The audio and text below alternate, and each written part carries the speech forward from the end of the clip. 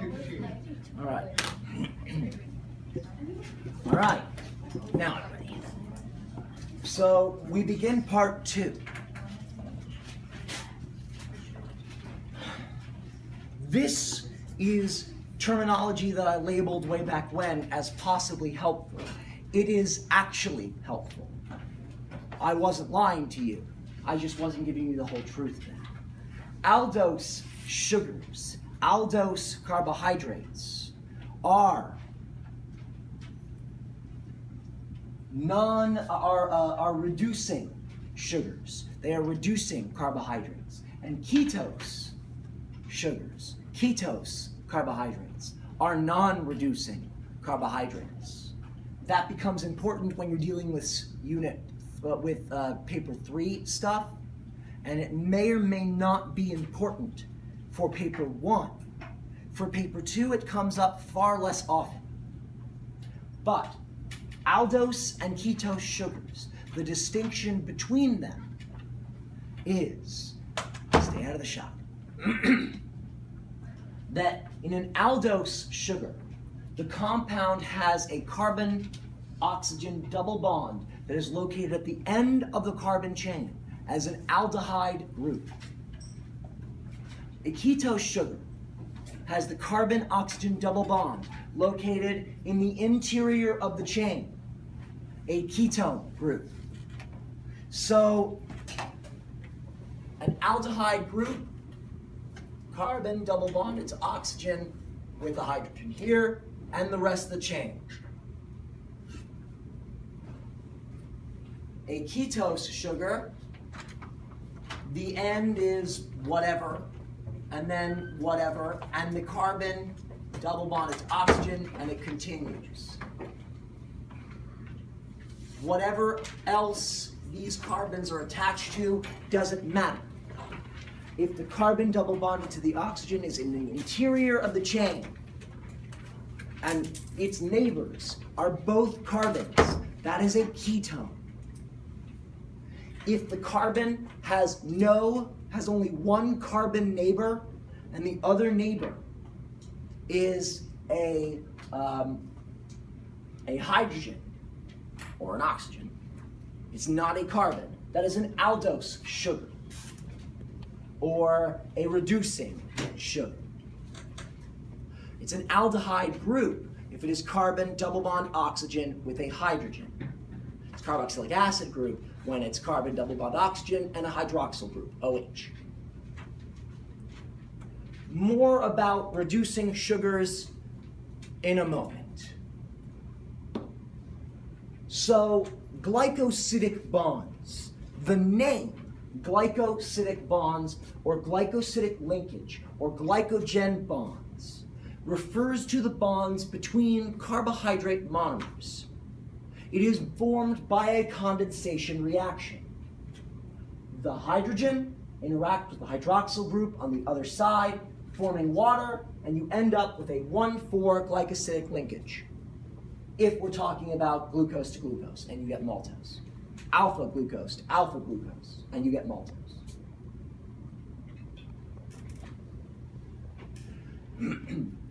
So that is a glycosidic linkage, glycosidic bond, glycogen bond. It is still a condensation reaction. You circle the hydrogen and the hydroxyl group.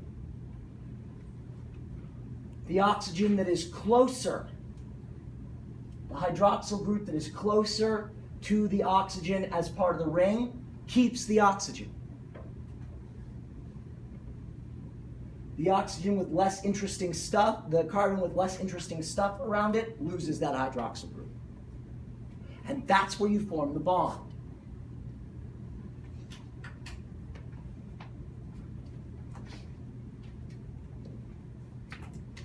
Simple carbohydrates are when you put together a monosaccharide and get a disaccharide. Those are simple. Complex carbohydrates are polysaccharides. The more units you add, the more complicated it becomes. The more parts you have, the more complex the machine. So a simple carbohydrate has very few parts. A complex carbohydrate has a lot more parts. So, that is just the food definition for mono, di, and polysaccharides. Simple, complex. When you add monosaccharides and to disaccharides, this is your chart. Glucose plus glucose gets you maltose if you are adding 2 alphas. If you are adding 2 betas, you get cellobiose. If you are adding glucose and fructose, you get sucrose. And you need to know the bond configuration as well for the purposes of the Cambridge exam. They sometimes ask about the bond configuration. They ask about the numbers themselves. Usually on the paper 1 more so than the paper 2. But they still ask about the bonds. And because they ask about the bonds, you must know them. So, glucose and glucose connect by a 1,4 glycosidic linkage. If it is an alpha 1,4, then it is 2 alpha glucose molecules combining, where they are in the same orientation. The hydroxyl groups are both down or both up on either side. In cellobiose, beta glucose, they're in a trans configuration. The hydroxyl group is on the opposite side. The hydroxyl group is up, and the hydroxyl group on 4 is up, and the hydroxyl group on 1 is down, or vice versa. But for your purposes, alpha is always down. Alpha is always down. Alpha is always labeled in the down configuration. That way, the 6 carbon is always pointing up. Just for the sake of drawing it, to make it easy, alpha is always down and the 6 carbon is always up. That is always the case. The 4 carbon is the one where the hydroxyl group can switch, where it could be up or down. Sucrose is an alpha 1,2. Glucose is in the alpha 1. The alpha, down. 1, down. 2, beta. It's the alpha 1,2. Alpha 1,2 beta. The fructose is in a beta position, which means they flip. They are at a 180 degree from each other. That means something because they are in a certain configuration of shape.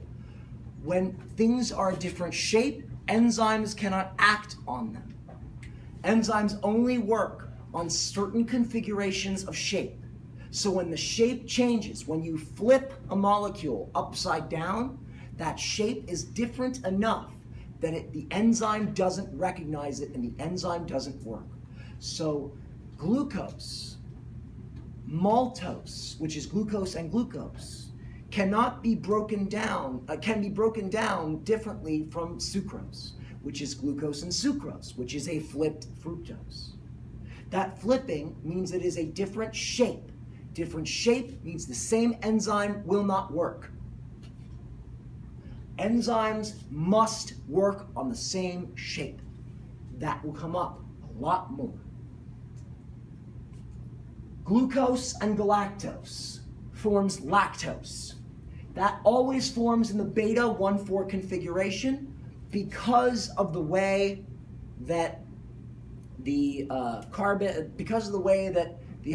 group is shaped and flipped in the Fisher projection model. It always works that way. So glucose and galactose can only come together in the beta configuration, which means it's treated by the body the same way that cellobiose is.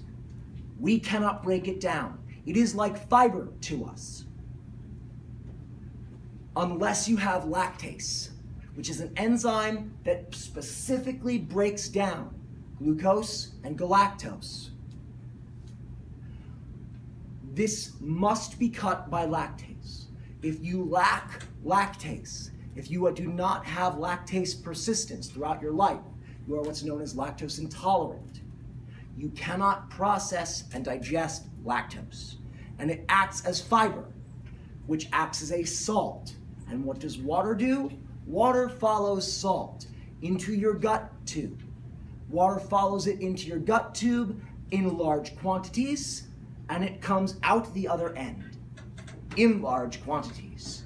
That is why people with lactose intolerance have gas, bloating, and bad diarrhea when they drink milk. Lactulose is a combination of fructose and galactose. We cannot process this at all. There is no enzyme for this. This is a medication used in the treatment of hepatic encephalopathy. It's used in the treatment of liver disease, brain swelling due to liver disease, because it draws fluid and stuff out of the liver. It draws fluid and stuff out of the body and basically takes away the toxins that would normally be processed by the liver. And it prevents the liver from having that damage done to it further. It also pulls out ammonium just straight up. That's just one of its properties. So that's something you don't need to know for the Cambridge exam. I'm probably going on too much. No, you don't need to know that for the Cambridge exam. Ignore that. In fact, we should probably just cut that out from the video. But lactulose is a medication used to cause massive diarrhea for beneficial effects. No one likes being on lactulose because it is very, very runny, very, very uncontrollable. Diarrhea is horrifying. So, we don't need that. We do need this. This is alpha versus beta glucose. I'm sorry, it's the 1 carbon. It's the 1 carbon that flips, not the 4 carbon. My apologies, my apologies. It's the 1 carbon that flips, not the 4 carbon. Still full of lies. So the 1 carbon flips. That's the one that flips. The 4 carbon is always that configuration. My apologies. The 1 carbon flips. So if the 1 hydroxyl group is down, the 4 hydroxyl group is down always, because it's always down from the 6, and the 1 is down from the 6 as well. These two are in the cis configuration. That is alpha. If the beta configuration, the hydroxyl group is up compared to the 4 down. The 1 is up, the 4 is down. They are in the trans configuration, across from each other.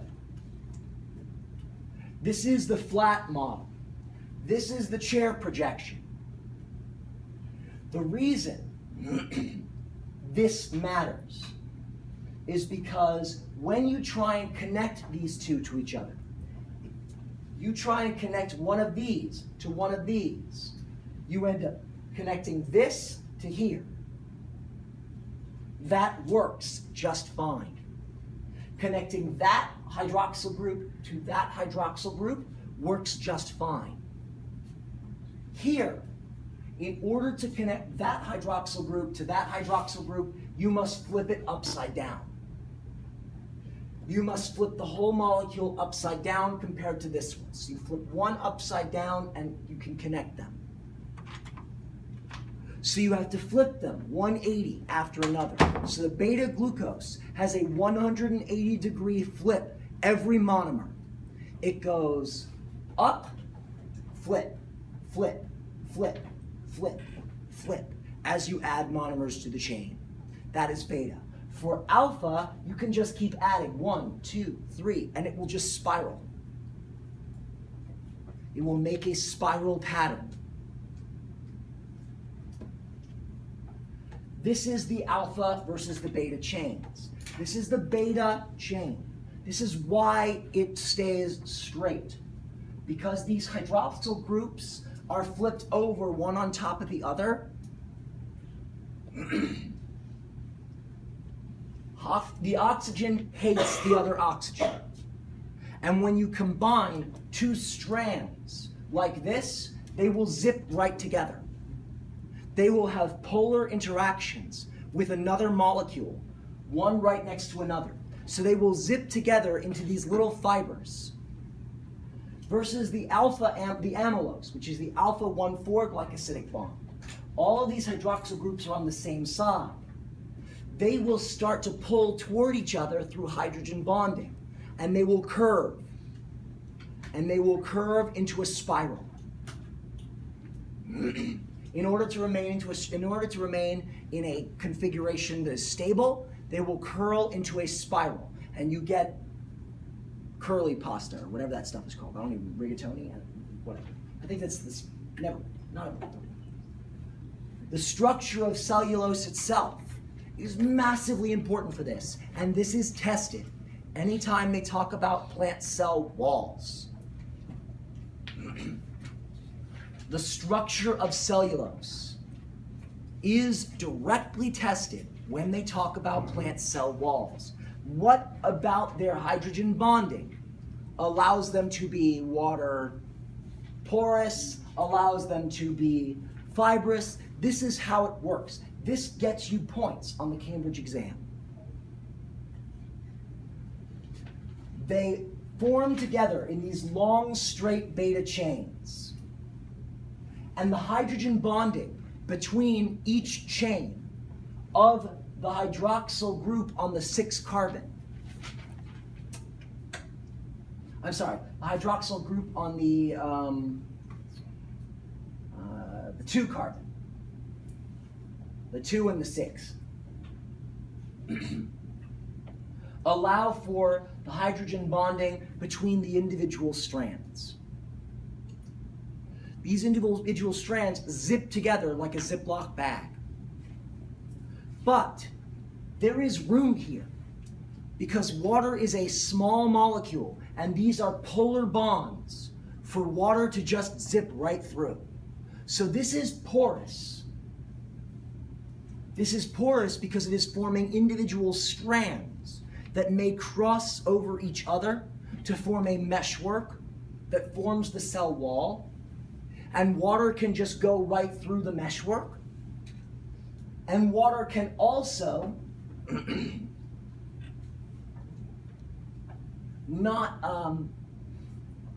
but water cannot interact directly with the individual fibers themselves. The individual fibers themselves are watertight, but the space between the fibers are not.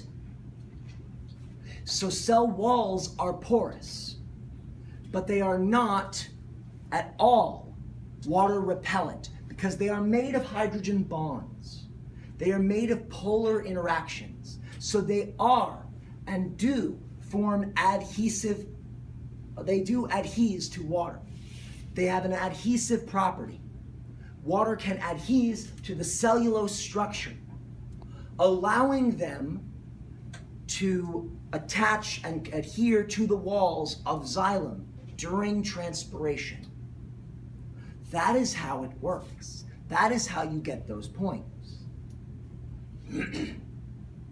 Because the cellulose itself has hydrogen bonding, because it is made of polar molecules, water can adhere to cellulose. Because it is made of fibrous strands that individually are watertight, but as a group form strands and meshworks that are full of pores. It is not watertight. Water is freely permeable across cell walls. So this is a property of cell walls in plant cells, directly related to the structure of beta glucose chains. That is how it connects together. That is how Unit 1 connects to Unit 4. That is how you get maximum points from a question on Unit 4.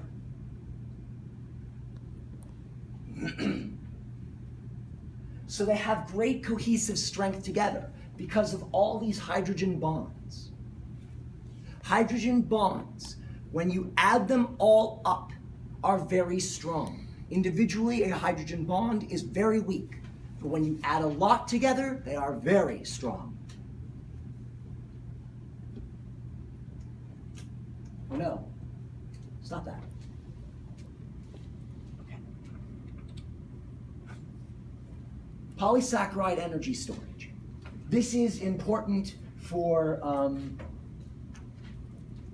paper 3 and a lot of paper 1 stuff, so we're going to go over it a little bit. It's slightly less important for paper 2.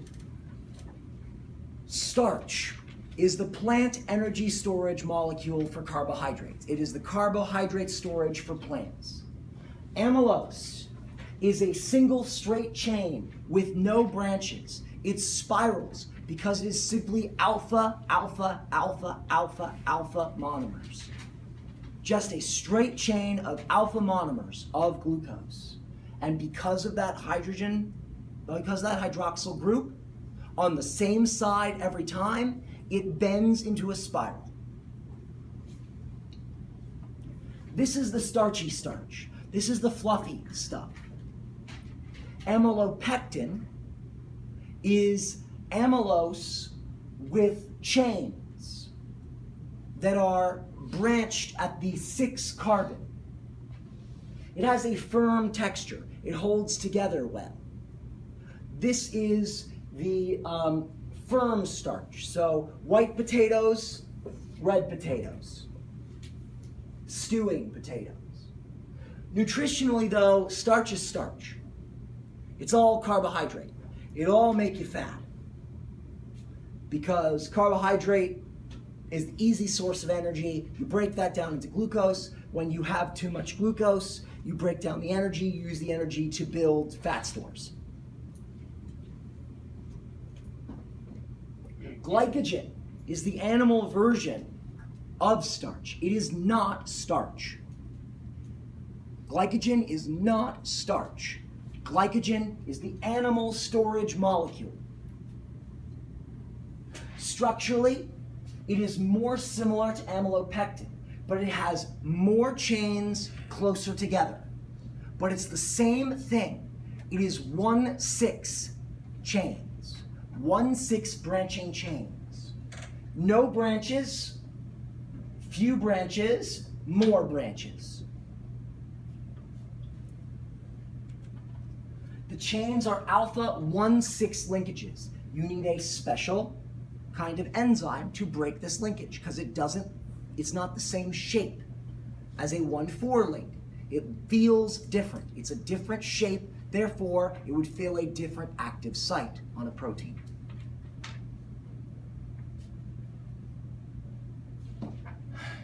So when I told you that carbohydrates are C1H2O1 ratio, there's actually 2 lies embedded in this. That is an individual carbohydrate monomer. The individual carbohydrate monomer is typically 1:2:1 ratio.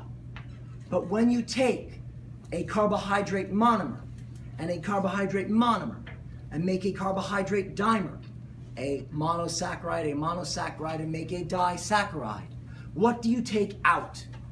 You take out water. You take out H2O.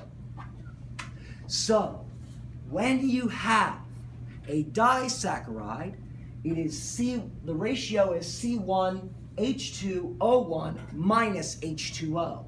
Whatever that ratio is, times whatever number, minus 1 H2O. It always comes out to that because you took out the water. You took out 1 H2O in order to combine 2 monomers. Now, there's another thing that you can do to this, and you still call it a carbohydrate. You dope it with nitrogen. And when you dope it with nitrogen, you get chitin. Chitin is N-acetylglucosamine, which makes the shells and the shell of crustaceans and insects. Beetles, wings, crabs, etc. That is the polymer of N-acetylglucosamine. That is chitin. There is also chitin found in mushrooms too. That's part of the cell wall structure there. But you don't really need to know too much about that. That's for me.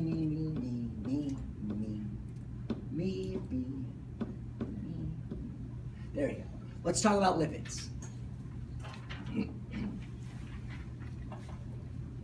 Fatty acids is the simplest form of lipid. And these are amphipathic lipids. Amphipathic is as definitions go. Definitions for amphipathic. It has a polar head and a non-polar tail. It has a polar and non-polar end. There are two ends to this molecule. It can exist in polar and non-polar conditions. Fatty acids have the formula of carbon, hydrogen 2, and oxygen 2. They always have two oxygens. These are just fatty acids. The reason they only ever have two oxygens, no matter how many carbons and hydrogens they have, is because they end as a carboxylic acid. C double bond O bonded to OH. Carboxylic acid with an R chain, a carbon chain of variable length.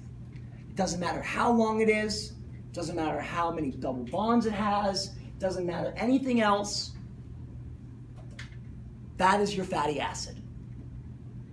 And there are many different types of fatty acid, many different names for them. You don't need to know that. You just need to know a fatty acid is a carboxylic acid with an R chain of a carbohydrate. A carbohydrate chain. Carbon and hydrogen, and that's it. Saturated versus unsaturated. A saturated carbohydrate has all the hydrogen it can handle. It cannot have any more hydrogen. It is all single bonds. It has only single bonds connecting it to the next carbon in the chain, and therefore can hold two hydrogens on every carbon, except the last one, which gets 3 because it's special.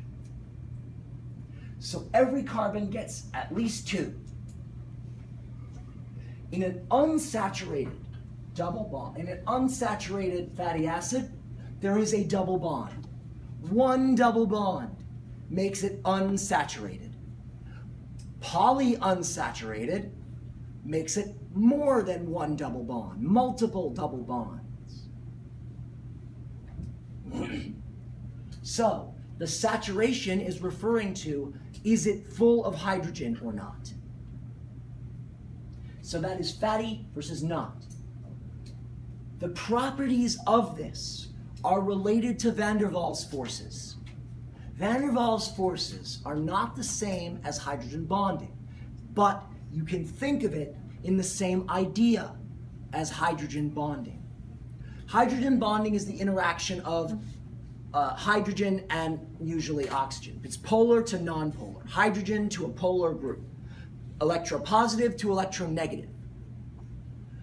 Van der Waals forces are the interaction between just non-polar neutral molecules. It is a weak interaction. The more kinks in the chain, the more bending, the more interaction that two things can have. They can clamp down or loop over and link with other things just by geometric shape, overlap and pull. And so unsaturated, my apologies. That's only when we're talking about polypeptides. I'm confused. Van der Waals forces are different, my apologies.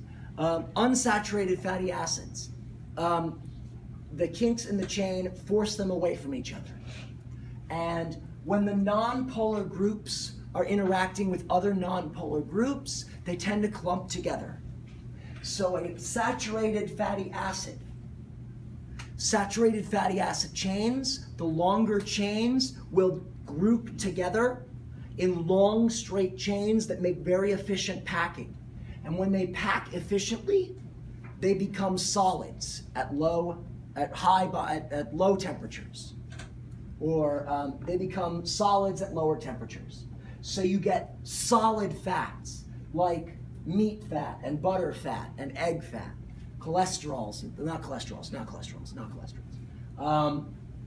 saturated fats like this. Unsaturated fats are your oils. When you have kinks in the chain, they don't group together as well. They are inefficiently packed. A solid object is very efficiently packed. And inefficient packing allows more movement and more wiggle room. More wiggle room is the difference between a solid and a liquid in terms of phases of matter in general. So unsaturated chains means they force each other away, and there is more distance between them and more wiggle room, which makes them liquid at lower temperatures. So oils and vegetable fats and vegetable oils tend to have more unsaturated and polyunsaturated fats. Which one's better for you? Well, unsaturated fats are better for you. But if you're talking about engineered polyunsaturated fats like Olestra, which was a thing back in the 80s, that was an engineered polyunsaturated fat that caused horrible diarrhea, greasy, fatty stools in people who ate it. Olestra chips, fat-free potato chips. What a wonderful concept, until you started pooping very large amounts of greasy, fatty stools. Because you couldn't process. Vegetable fats and vegetable oils tend to have more unsaturated and polyunsaturated fats. Which one's better for you? Well, unsaturated fats are better for you. But if you're talking about engineered polyunsaturated fats like Olestra, which was a thing back in the 80s, that was an engineered polyunsaturated fat that caused horrible diarrhea, greasy, fatty stools in people who ate it. Olestra chips, fat-free potato chips. What a wonderful concept, until you started pooping very large amounts of greasy, fatty stools. Because you couldn't process this fat, this polyunsaturated synthetic fat. Yeah. So, it's all about efficient packing. If they are bent, you cannot put bent things in an efficient order. They do not pack very well. It's like if you try and pack multiple spoons together, they either fit very perfectly or they're just complete crumbled mess. If they're not in a perfect straight line, they're just a complete mess. So that's the difference between unsaturated and saturated from that melting point perspective. How densely do they pack? So in terms of that, non-polar lipids, lipids that do not have a polar end, they are not amphipathic. They do not have a polar head. These are the waxes. Waxes are when you take two fatty acids and you stick them together by an ester bond, which is a condensation reaction between two carboxylic acid groups. It's still a condensation reaction. You are removing water and connecting them.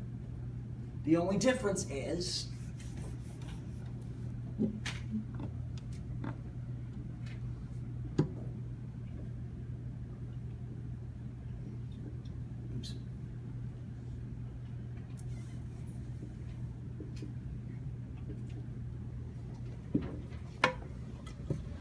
that is an ester bond.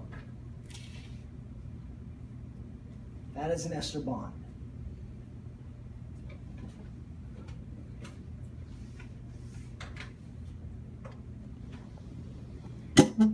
Steroids are also nonpolar lipids. Steroids are recognized by their ring structure. They have a tetracyclic skeleton. 4 rings. Tetra, 4. Cyclic, circle. 4 circles. They have 3 fused 6-membered rings and a 5-membered ring. So if you see that shape, it is a steroid compound. You can turn a nonpolar steroid into an amphipathic steroid by adding a hydroxyl group. That's all it takes, is you add a polar group and it is now amphipathic. This is triglyceride. This is also non-polar. It comes from 3 fatty acids and a glycerol. Glycerol, fatty acid tail 1, 2, 3. It came about by 3 condensation reactions. 1, 2, 3. 3 water molecules were lost. The OH was lost from this carbon over here. And the oxygen here remains on the glycerol. The hydrogen came from the glycerol. The glycerol is an alcohol. It is a proton donor in this instance. It gave up the hydrogen. Or, wait, no, I take it back.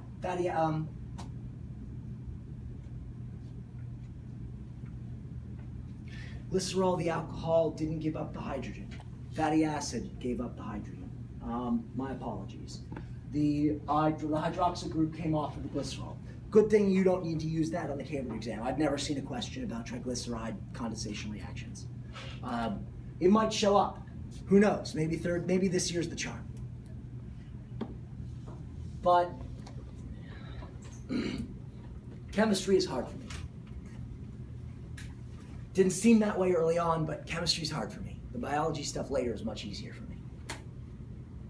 So triglycerides are the main storage form of lipids in animals. And they are a fantastic energy source because of the carbon-carbon bonds. The carbon-carbon bonds are where all that energy is stored. Breaking that up is where you get the energy for metabolism and to produce ATP. It's why they burn so well. It's why oil is so flammable. It's because of all those carbon-carbon bonds. And because triglycerides are not soluble in water, they can be packed together into groups and just pushed out into one part. Adipocytes, fat cells, do this all the time. They create these big sacs of just triglyceride and just push them to one side and retain some small part of their cellular anatomy for their own metabolic functions and just have a big old storage of triglyceride just sitting there. And as you lose fat, you use up the triglyceride in these adipocytes, and the individual adipocytes become smaller. The number of adipocytes do not change. That is why it is so easy to get the fat back once you have lost it. The only way to make it easy to lose the fat and keep it off is to lose the weight and then get liposuction. That's the only easy way. Otherwise, you got to keep doing your diet forever. And who wants to do that? Who wants to eat right and be healthy forever? Wait, what?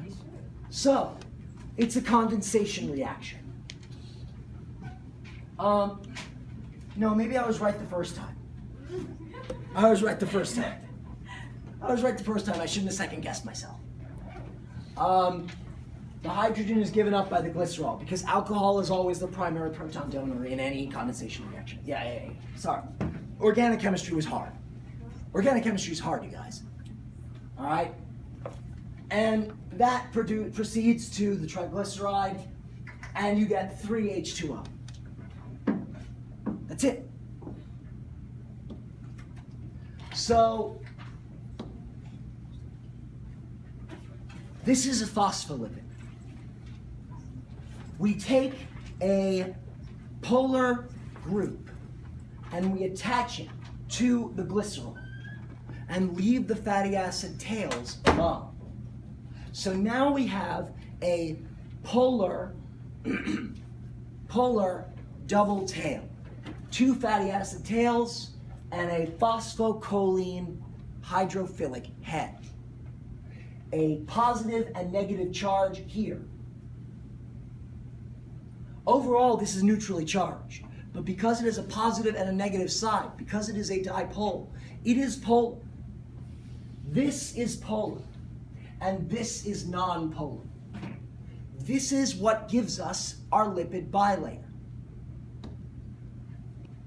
And this is how we turn cholesterol into an antipathic lipid. We just add a hydroxyl group. This is a steroid compound.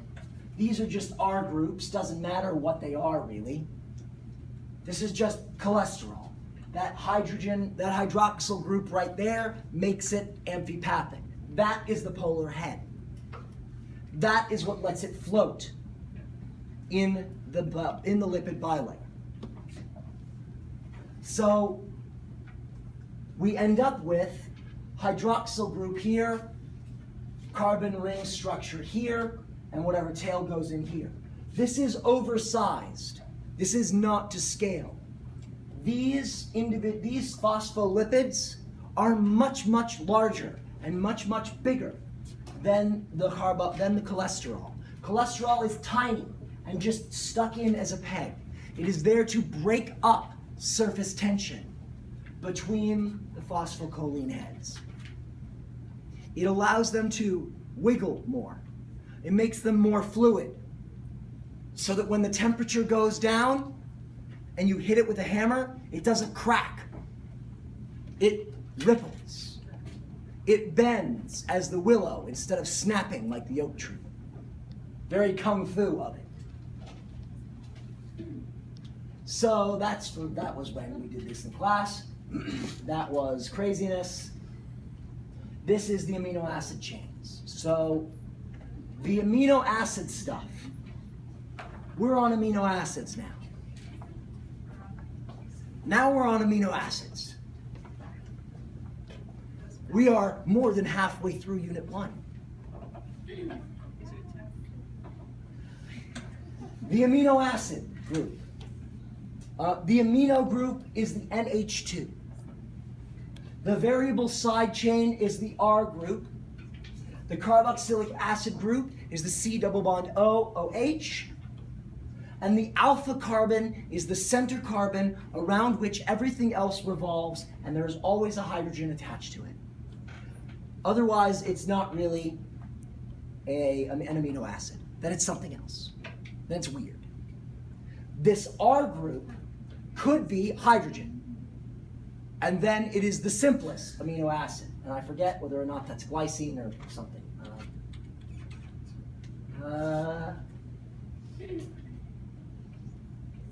Yeah, glycine. So this is the structure of the amino acid.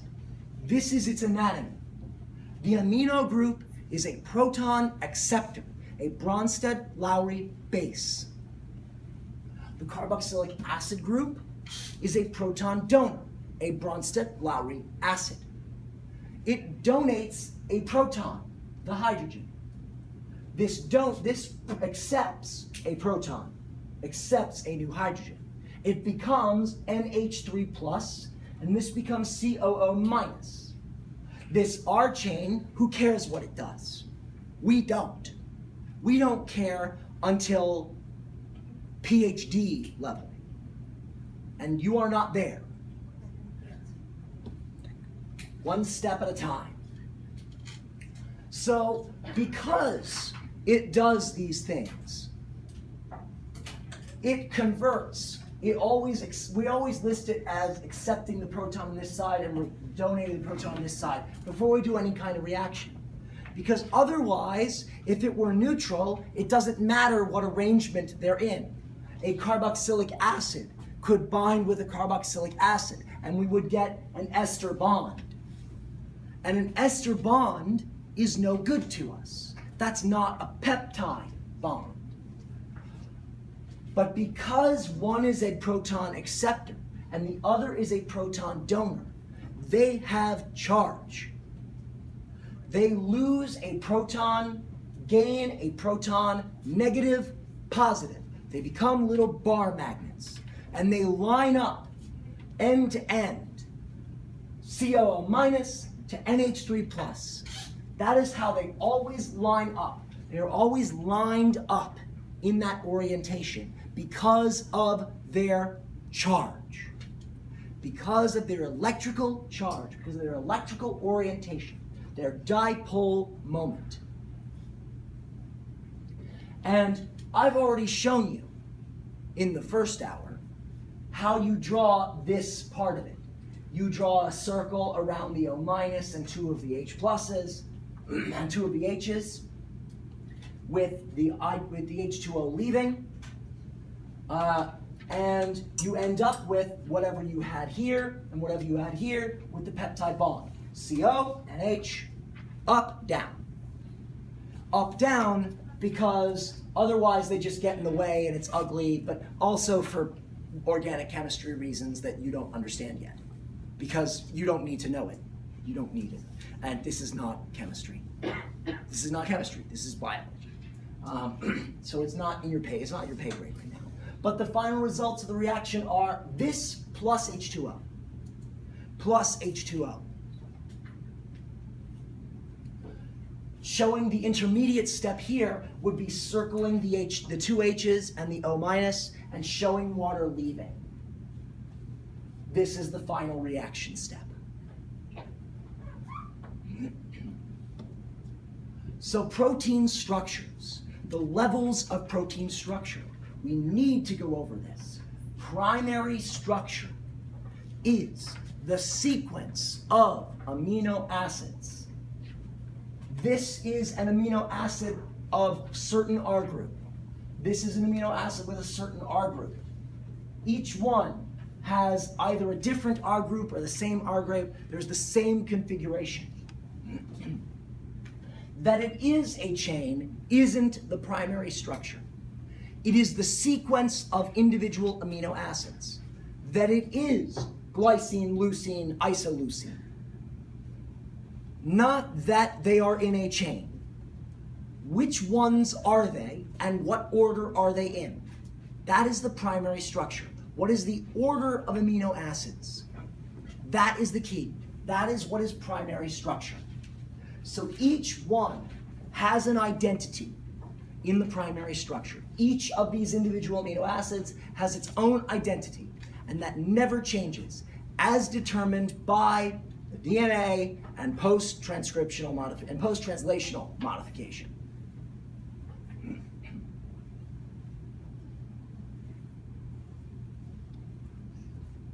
The relevant bonds here. Hydrogen bonding is relevant. Hydrogen to oxygen. The electronegative to the electropositive.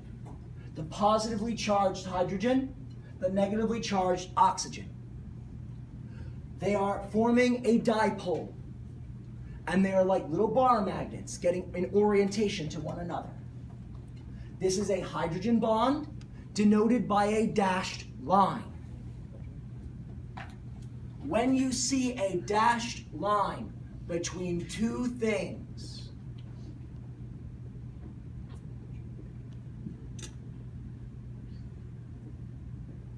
that is a hydrogen bond.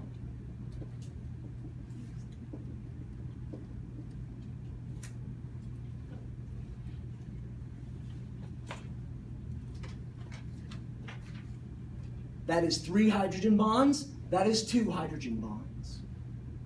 How many dashed lines? How many hydrogen bonds? Why did I draw A and T and G and C? Unit 3. Hydrogen bonds are dashed lines. Covalent bonds are solid lines. CONH. That's a peptide bond. Whatever else is over here, etc. But it's a covalent bond. Solid lines are covalent, dotted lines are hydrogen bonds. Those are relevant.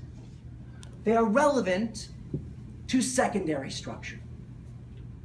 The 2 types of secondary structure are beta pleated sheets and alpha helices.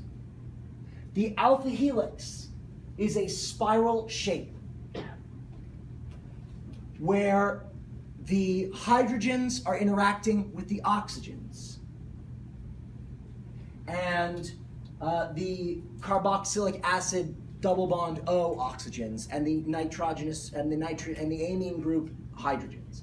They're interacting with each other with neighbors from other, like nearby neighbors, from other, not right next door to each other. And that forms this alpha helix. These dots are hydrogen bonds. Beta pleated sheets are pleats. They are like those compact ribbons, accordions that you unfurl. And they are hydrogen bonds between the same things, the amine group and the carboxylic acid oxygen. The amine group hydrogen and the carboxylic group oxygen, but from neighbors far across the divide, not nearby each other. They just are on opposite streets. So pleated sheets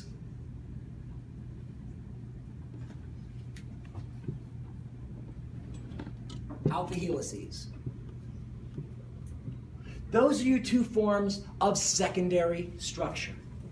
Both require hydrogen bonds. Both rely 100% on hydrogen bonds. It is the only relevant bond involved in secondary structure. The relevant bonds for the next level of structure are ionic bonds, where the electron is taken, not shared. Or a disulfide bond, where you have a covalent bond between two sulfurs.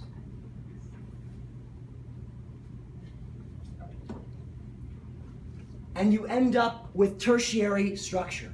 Tertiary, the third level of protein structure. You also have hydrogen bonds in play here. They are also important. You also have hydrophilic and hydrophobic interactions in play. Hydrophilic groups like to stick together and like to stick to the aqueous medium surrounding, if we're talking about a globular protein. Hydrophobic molecules like to stick together and avoid water and other polar compounds. So in a globular protein, in a protein that has a ball shape, hydrophobic stuff will tend to be on the inside, and hydrophilic stuff will tend to be on the outside. If you're talking about a protein that protrudes through the cellular membrane, the hydrophilic stuff will face the outside and inside of the cell, and the hydrophobic stuff will face the intermembrane, the interbilayer space where the hydrophobic tails are, where the long fatty acid chains are that make up the hydrophobic tails of the phospholipids. And then hydrophobic will interact only with hydrophobic.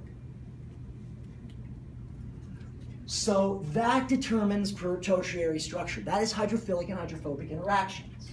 Disulfide bonds are your strongest bond here, because ionic bonds, salt bridges, can be broken in an aqueous solution. That's why ionic bonds are not strong in biology. Even though in chemistry they are the strongest bonds, they are the hardest to break, in biology they are the easiest to break because you just add water and they're gone. The polarity is what keeps them strong. And when you put them in a polar medium, they are not strong anymore. Now they are distracted by all the fancy shiny water around them. So this tertiary structure includes beta pleated sheets. It includes alpha helices within its structure. Secondary structure combines with these additional interactions to form the 3D conformation. Tertiary structure, third level structure, 3D structure. It is the 3D structure of the protein. You only need tertiary structure to have a functional protein. You do not need to go further, but you can. Nope, stop that.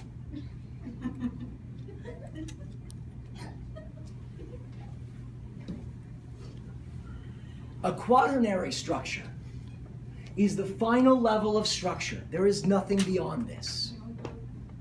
Quaternary structure is when you have more than one tertiary structure. You simply take two 3D things and you combine them and you link them together somehow, either through non-peptide bonding or just through shape linking. You make them hook together somehow. And you end up with, a good example is hemoglobin, where you have 4 chains.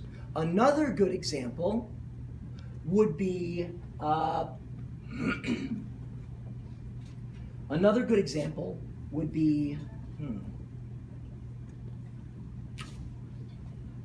antibodies. Antibodies are a good example, where you have more than one chain linked together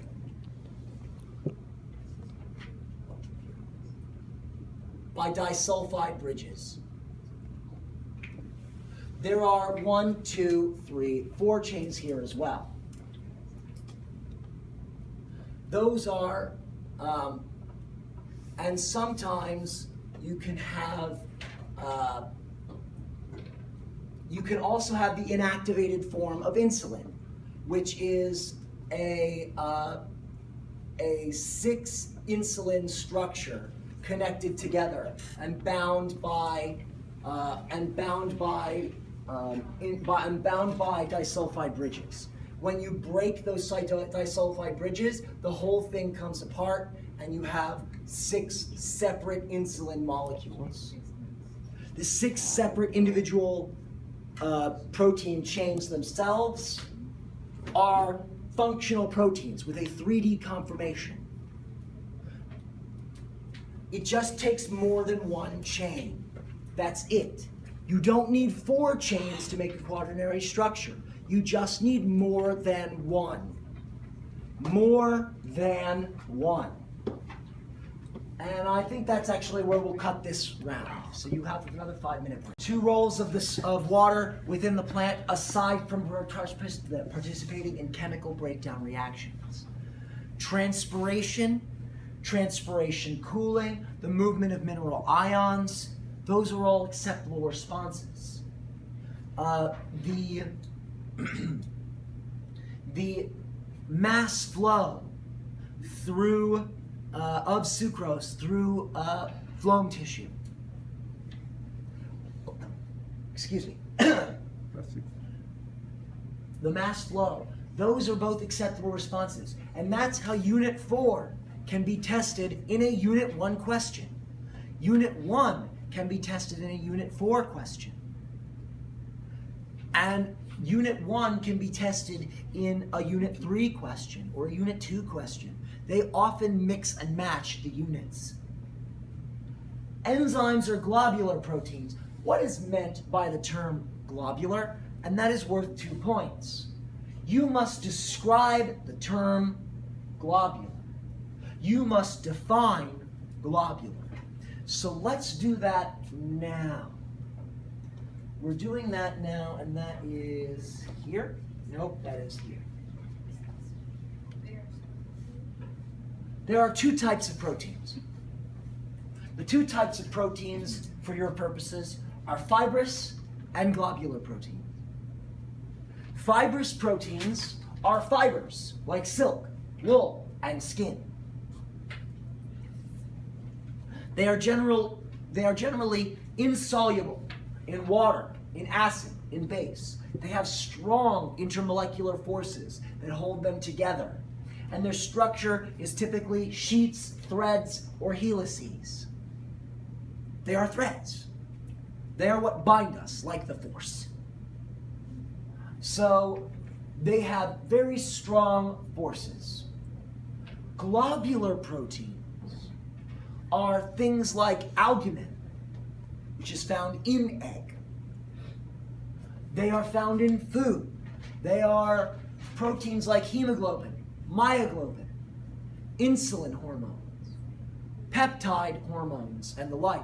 Things that are soluble in water, in acid, and in base. If they are soluble, they are much more likely to be globular. They often will have weak intermolecular forces that hold them together. What is the difference here? Why is fibrous strong and globular weak? What does that mean in terms of reactions? It comes down to denaturation. Globular proteins are easily denatured by raising temperature, by raising salinity, which is salt content. They are easily denatured by raising acid or lowering acid, raising base.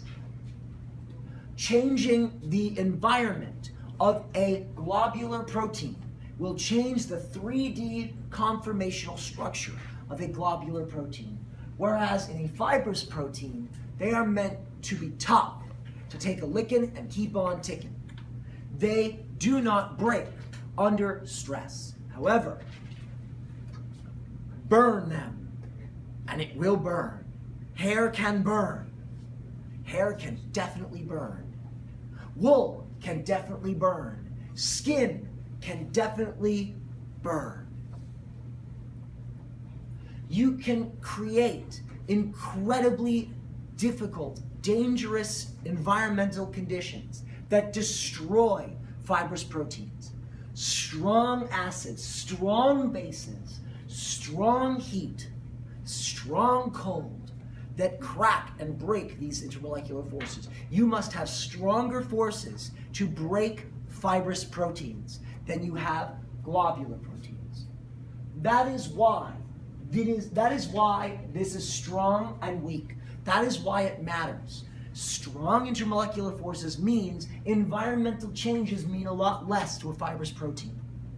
A wool sweater will not shatter unless you dip it in liquid nitrogen first.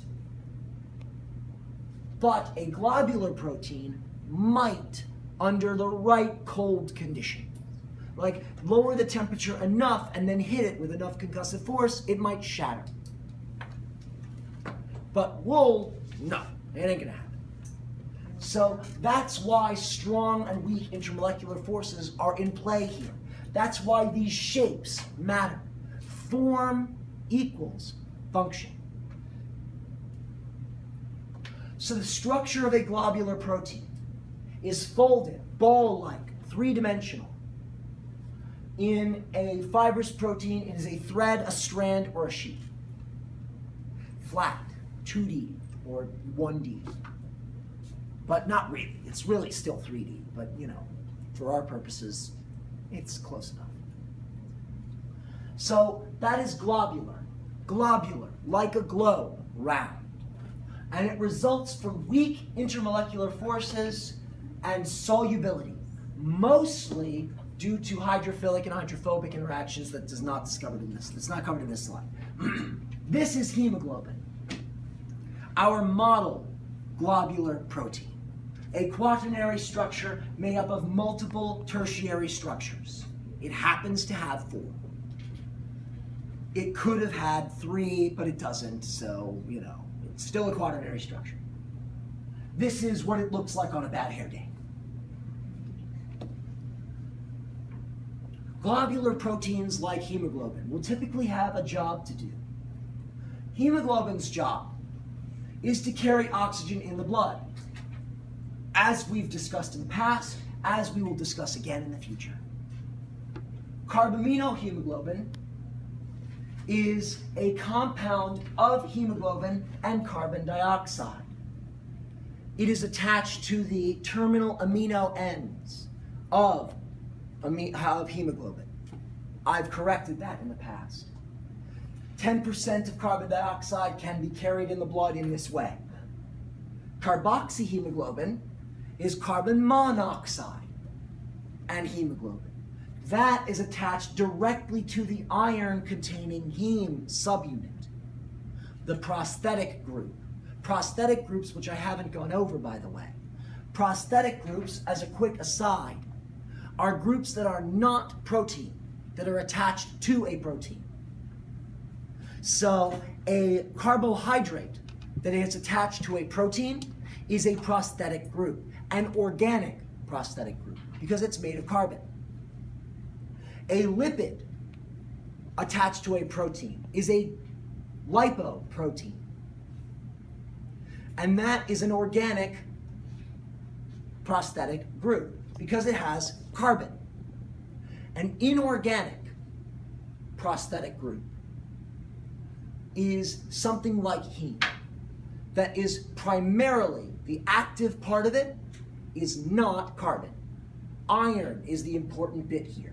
That is a non-organic, an inorganic prosthetic group. So that is the important part here. So it's thanks to the iron. So, oh, I could have waited a slide. Forgot about that. So organic prosthetic groups could be vitamins, sugars, or lipids, and inorganic could be metals or ions, or metal ions and such. But it's not amino acid. Protein attaching to protein is nothing new. That's just a tertiary structure. That's just a quaternary structure. Protein attaching to protein via peptide bonds is just primary structure. With hydrogen bonds, it's secondary. With hydrogen and other bonds, it's tertiary. So when you have tightly bound, it might just be bonded by linking it by hooks or whatever, or it could be actually covalently bonded to a protein. Doesn't matter. It doesn't matter. It's still a prosthetic group. It's still not a protein attached to a protein. And coenzymes we'll discuss another day, or probably never. We may never discuss coenzymes. It may never become important. Let's talk about fibrous proteins. Collagen. Collagen is important for the Cambridge exam. And this is the only time we'll talk about it, because hemoglobin we'll talk about again. So collagen you gotta learn now. Collagen is a tripeptide. It is a quaternary structure composed of 3 polypeptide chains. That is the individual polypeptide unit. It is a group of, the collagens are a group of naturally occurring fibrous proteins most abundant in mammals. It acts as the glue that holds the body together. It shows very little in the way of tertiary structure. It has very little 3D conformation because it's just a strand. It's simply a straight strand. And because it's a straight strand, it's not really 3-dimensional. But it's still a quaternary structure because it has more than one chain.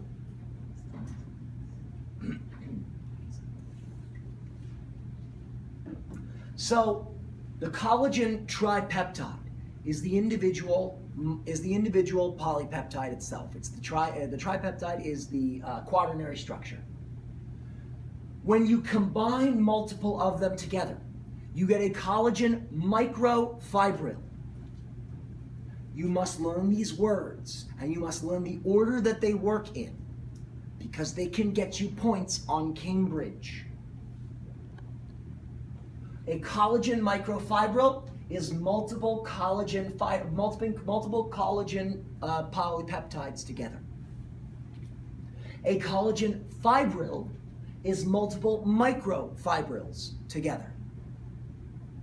Multiple fibrils together forms a collagen fiber. Microfibril, fibril, fiber.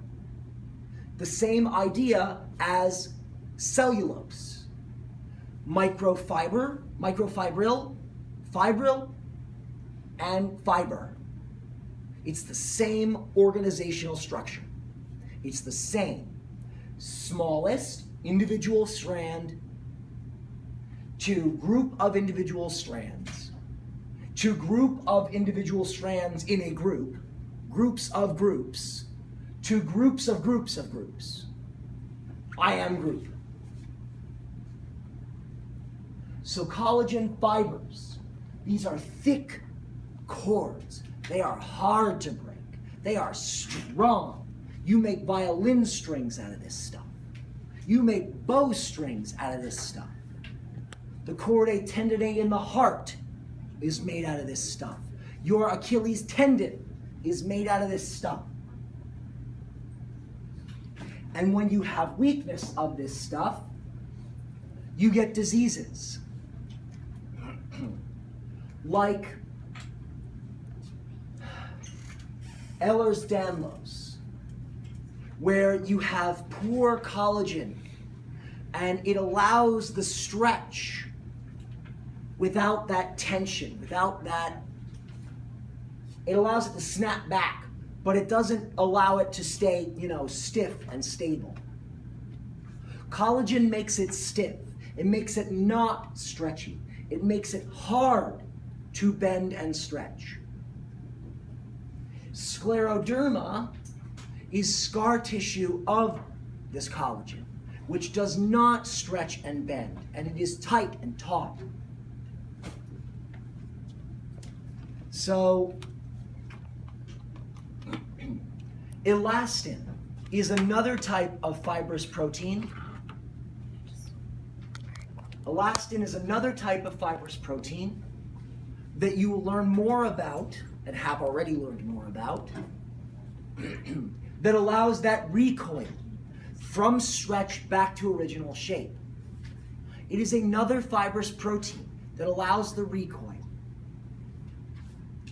And if elastin is broken or doesn't work, then you have no recoil, and whatever stretch happens stays floppy. So Ehlers-Danlos is where elastin is working, collagen is not. You have the recoil, but you can stretch. There is no rigidity, there is all stretch and recoil.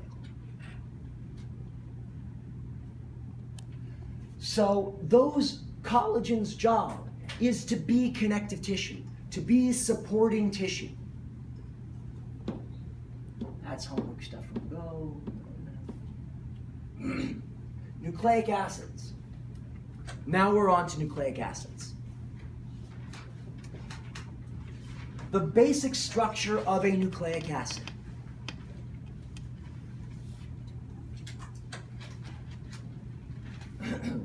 Is a phosphate group, a sugar, a pentose sugar to be precise, 5-carbon sugar. It can be ribose or deoxyribose. And a nitrogenous base. A carbon with there's some carbon in here, but there's primarily nitrogen involved. There's a lot of nitrogen going on in here. But look, carbon, carbon, carbon. Carbon. Carbon.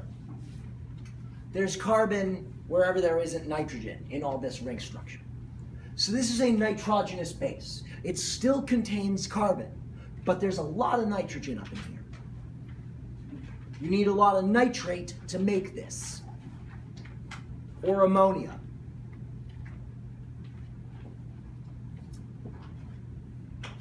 So this is the basic structure of a nucleic acid. This happens to be adenine.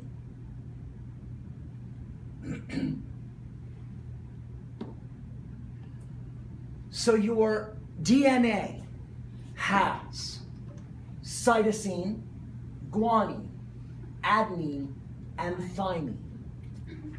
Your RNA has cytosine, guanine, adenine, and uracil. Thymine belongs to DNA, uracil belongs to RNA. They will never, ever, ever, ever, ever have thymine on RNA. You will never have uracil on DNA. That is how you tell it apart on the Cambridge exam. If you are asked a question like, why is this structure RNA, not DNA? And you have to look at it, and one of them is labeled uracil, because the structure contains uracil. Uracil is only found in RNA, and this contains it. DNA does not contain uracil, and this structure has it. DNA only contains thymine, not uracil. If you see uracil, you have to mention that you see uracil, and uracil is only found in RNA. You will not get a point for stating that only thymine exists in DNA, and that's why. You don't see thymine in a picture that only contains uracil. You have to comment on what you see. If you mention thymine, you have to also mention that you see uracil here. And in DNA, uracil is, thymine is there instead of uracil. You have to mention what you see in the image on paper 2. If you don't go based on what you see in the picture, you cannot get full credit. Sometimes you can't get any credit at all, especially if they say something like, using the figure whatever, using figure 1.1 or 2.3, or in reference to figure blah, blah, blah. Explain why. If you do not reference the figure, you cannot get maximum points. Do you understand this? In the image on paper 2, if you don't go based on what you see in the picture, you cannot get full credit. Sometimes you can't get any credit at all, especially if they say something like, using the figure whatever, using figure 1.1 or 2.3, or in reference to figure blah, blah, blah. Explain why. If you do not reference the figure, you cannot get maximum points. Do you understand this? You must read that question, and you must use that question in its own answer. So, other things that we notice about this, besides that thymine and uracil are different for the different molecules. DNA is a double helix. RNA is a single strand. It's a double-stranded molecule. And the nitrogenous bases are paired by hydrogen bonding. We can't see that here. There is a sugar phosphate backbone. And here there's also a sugar phosphate backbone.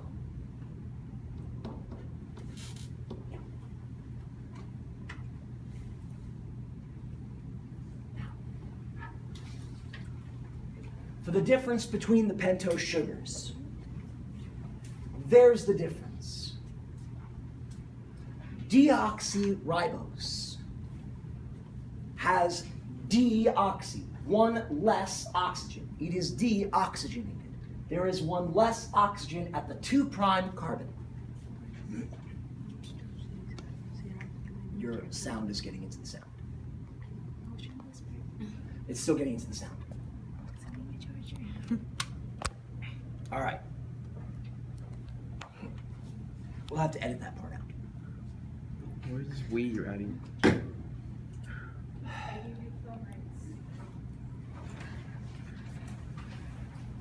So at the 2' carbon of the sugar, deoxyribose has a hydrogen and ribose has a hydroxyl group. That is the only difference between these pentose sugars. One less oxygen. This chemical structure is important. The 1' is where the nitrogenous base will attach. This hydroxyl group will be removed and the nitrogenous base will be placed there by a condensation reaction. The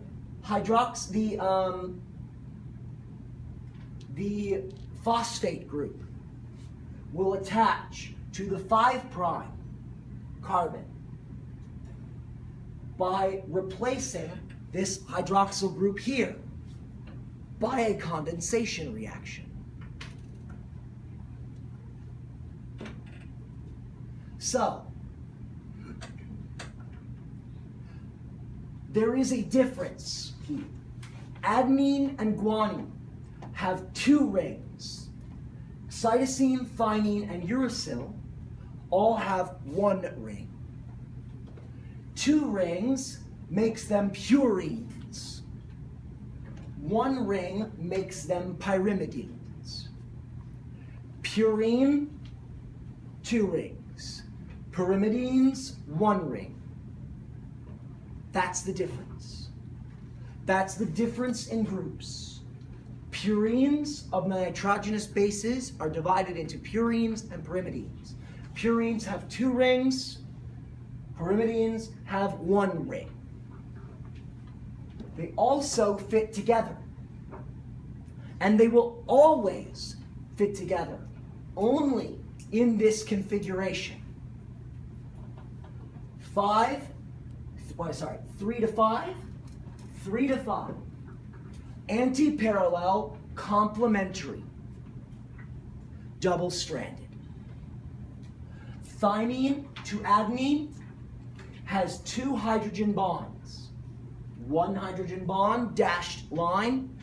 1 hydrogen bond, dashed line. 1 plus 1 is 2.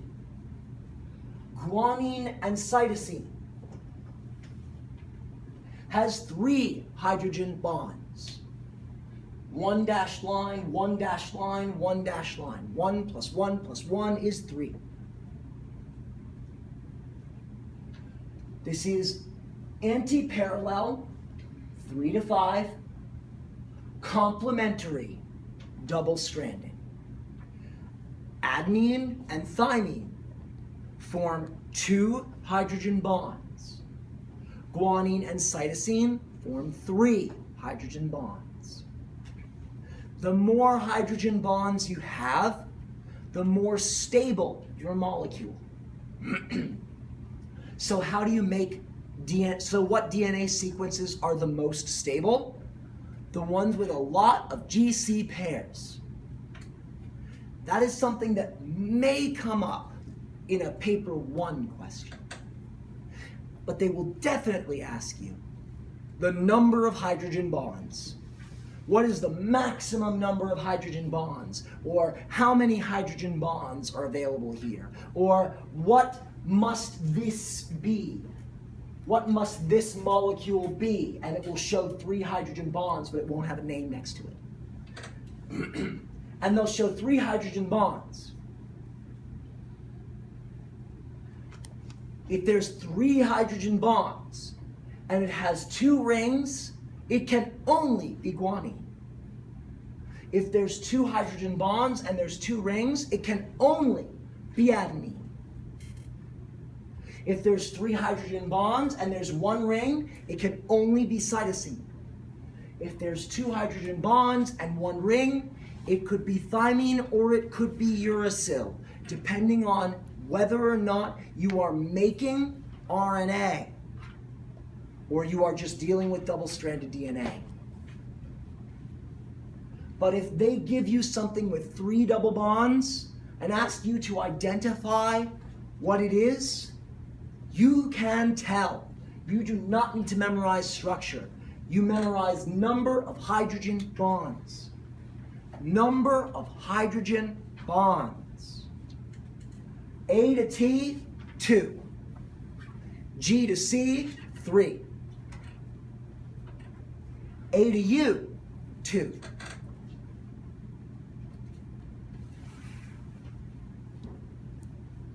So that's adenine and thymine. That's adenine and uracil. Both have 2 double bonds. 2 hydrogen bonds. My apologies. The only difference is a methyl group over here missing in uracil. That's it. That's the only difference. A methyl group missing over here. The way base pairing works is in DNA, you only have thymine, no uracil. So A to T, T to A, and G to C, C to G. That's it. When you are binding DNA to RNA, you get A to U, G to C, T to A, and C to G. Because DNA is the blue here. DNA is A, G, T, C. RNA is U, C, A, G. There is no T in RNA. The British don't like RNA. Well, they like it just fine.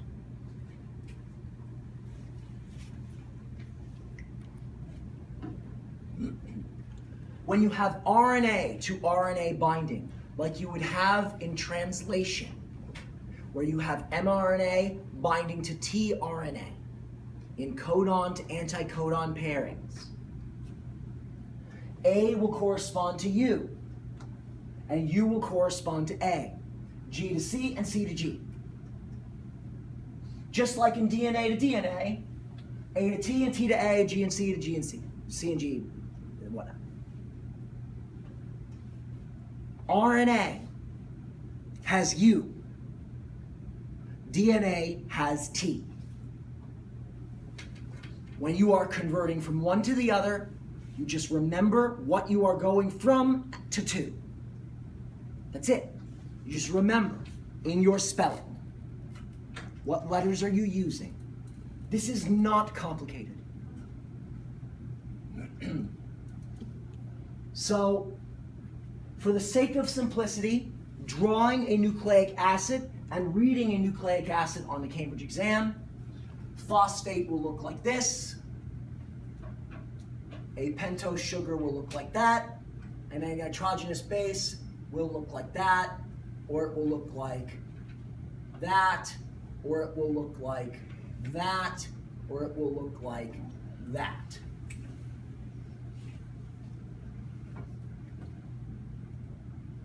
That's it. That's it. That's all it is. That is the simplified form. And when you draw them anti-parallel to one another,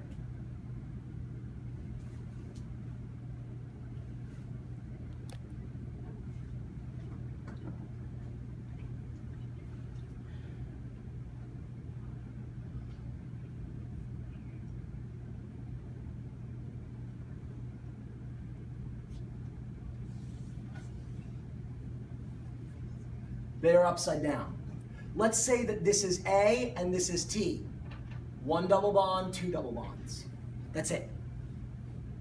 If this were, for example, not A and T, if they were G and C,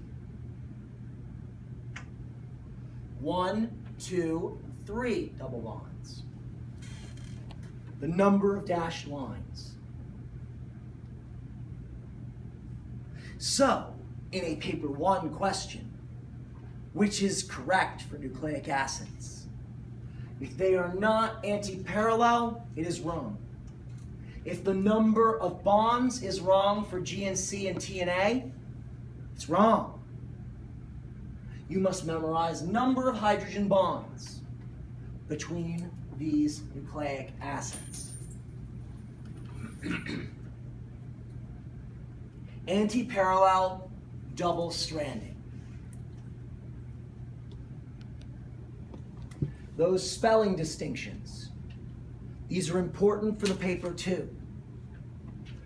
Adenine and ribose is adenosine.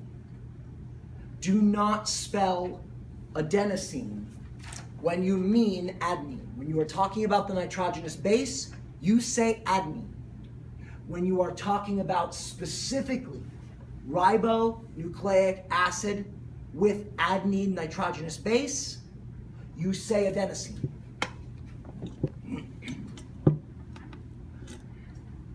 That distinction is important.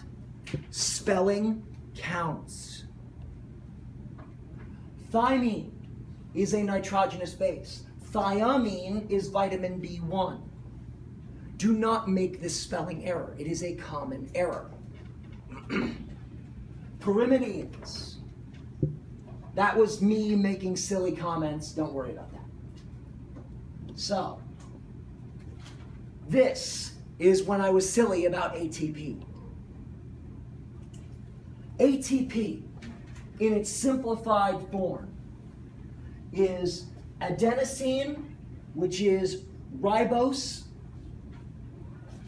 and adenine the adenine nitrogenous base, and the ribose pentose sugar, and 3 phosphate groups.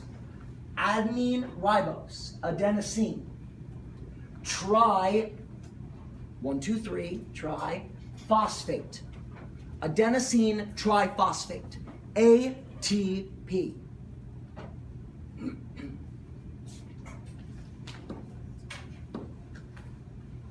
You make ATP by a condensation reaction. You break ATP by hydrolysis.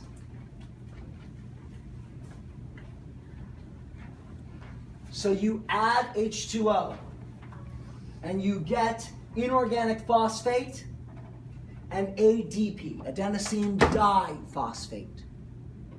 Adenosine, adenine nitrogenous base, ribose pentose sugar, and 2 diphosphate, 2 phosphate groups. And the inorganic phosphate, ADP and PI, inorganic phosphate. Inorganic because it has no carbon.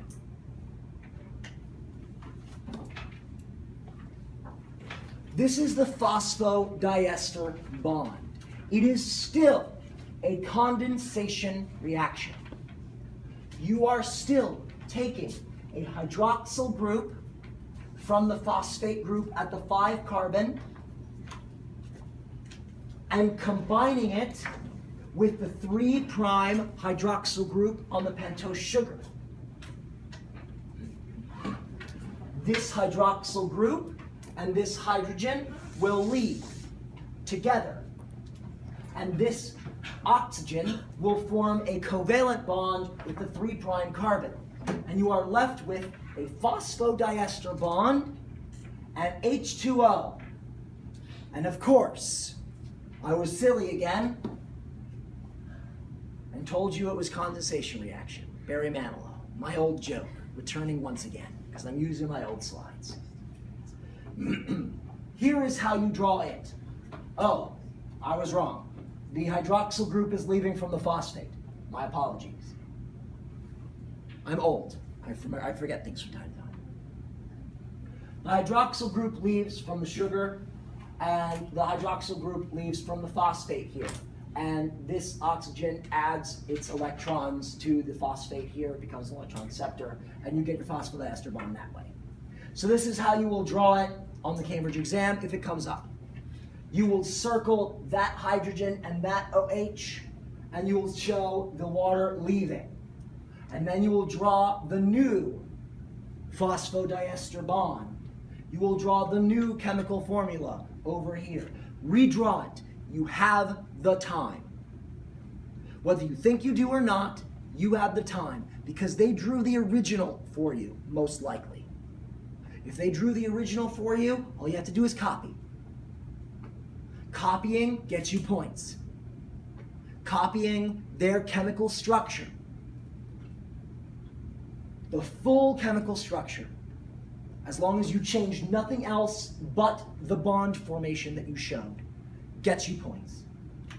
Circle the interacting hydrogen and hydroxyl group, show the water leaving, show this final bond configuration plus H2O. That is your condensation reaction. Phosphodiester linkage. phosphodiester bond. That is its name. That is what you call it when they ask you, what is this bond called? And it's worth 1 point. Because always, when they ask you what is the name of this thing, it's worth a point. Sometimes they'll ask you the name of both things in the picture, and both of them together are worth 1 point. Sometimes they'll ask you the name of each, then they ask you the name of 2 things, and it's worth 2 points, in which case, usually, each one is worth a point. Naming things is easy points in Unit 1 questions. So in terms of numbering, the 1 carbon is here because this is the most interesting volatile group. The ether linkage, the 1,4 ether linkage is the most interesting group here. So 1, 2, 3, 4, 5. These are the points of attachment. The 1 carbon is where you attach your nitrogenous base. The 5 carbon is where you attach your phosphate group. This brings into this calls into the idea of 5' to 3' directionality. Because phosphodiester bonds form from the 5' phosphate group and the 3' hydroxyl group. That is what they form between. So, because you are always getting that, you will have directionality in nucleic acids as they link up together. One to the next, to the next, to the next, to the next. And during DNA replication, you will always go from 5 to 3. If I flipped it, it's the same. If I give you a reading frame, you know what you're doing. You may not always be given a reading frame. If you're not, just bond them and link them as you would. Just in order, in whatever order they give them to you. If you're not given a reading frame, 5' and 3', just link them in order. So this is more of the anti-parallel strand. The 3' end links with the 5' end and the 3' to 5', and they anti-parallel complementary double stranding. A to T, G to C, C to G, etc.